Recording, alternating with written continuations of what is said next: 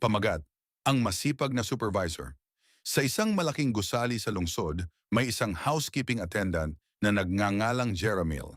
Kilala siya ng lahat sa pagiging masipag, tahimik at laging maaasahan. Araw-araw siya ang pinakaunang dumarating sa trabaho at huling umuuwi. Kahit mahirap ang trabaho, paglilinis ng hallway, pag-check ng mga CR at pag-aayos ng mga gamit, ginagawa niya ito ng may ngiti at buong puso. Hindi siya nagrereklamo, kahit minsan ay pagod na siya. Isang araw, napansin ng manager kung paano siya tumutulong sa mga bagong empleyado, kung paano niya inaayos ang mga problema sa trabaho, at kung paano niya pinapangalagaan ang kanyang team. Dumating ang araw ng meeting ng management.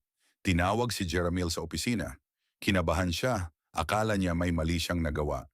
Pero ngumiti ang manager at sinabi, "Jeremil, dahil sa sipag, katapatan, at galing mo sa trabaho, ikaw na ang bagong housekeeping supervisor."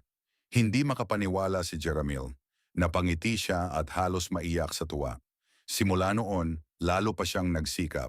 Ngunit kahit supervisor na siya, hindi niya kinalimutan kung saan siya nagsimula. Patuloy siyang tumutulong sa kanyang mga kasamahan at naging inspirasyon sa buong team. At doon napatunayan ng lahat ang isang bagay.